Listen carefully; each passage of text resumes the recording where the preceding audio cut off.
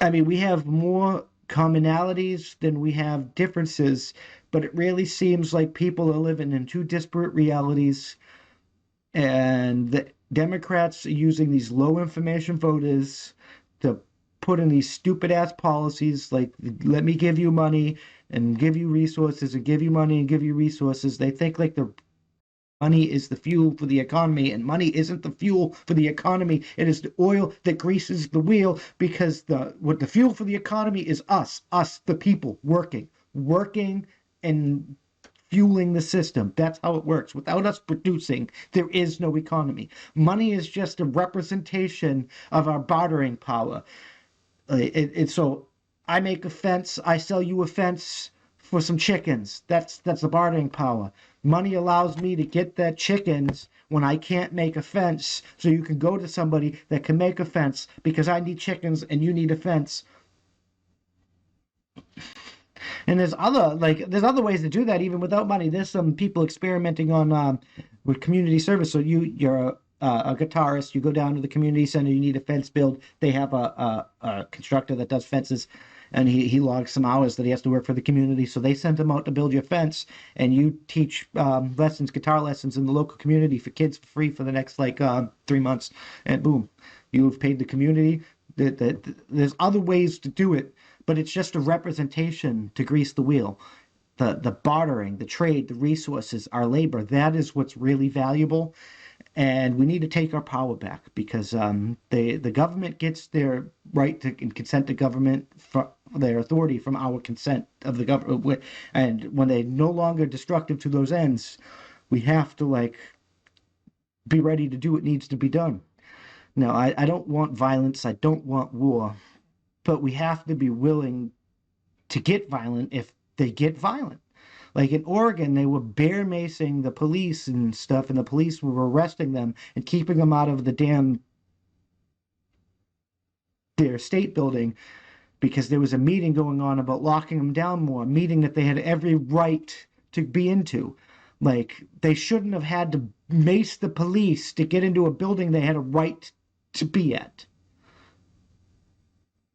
I have a right to assemble. It doesn't say I have a right to assemble unless there's a disease. I have a right to assemble. It doesn't say why. It doesn't say where. It doesn't say how. I have a right to assemble. I have a right to speak. I have a right to bear arms. I have a right to privacy in my personal place of things. I have a right to these things. They're not privileges. They're not granted by the government. I was born with them. They're inherent. They're inalienable in all of us. And I have a right. Your rights to safety ends where my right to assemble begins. My right to safety ends where your right to assemble begins. You can't force things onto me because when you do that, when you give up essential freedoms for a little bit of liberty, you get neither and you lose both. That's all I'm saying. Um, I hope a lot of you, this firearm sale's gone up. Ammo is hard to get. So I think a lot of you understand where this is coming. I hope you're training your body, your mind with your weapons because just having a firearm, actually, you're more danger to somebody than not having a firearm if you don't know how to properly use it. And you should really learn how to properly use these equipments because you're probably going to need them here shortly. There was a car bomb, Christmas, Nashville, Tennessee. Somebody bombed somebody with a Trump sign in Michigan. They did.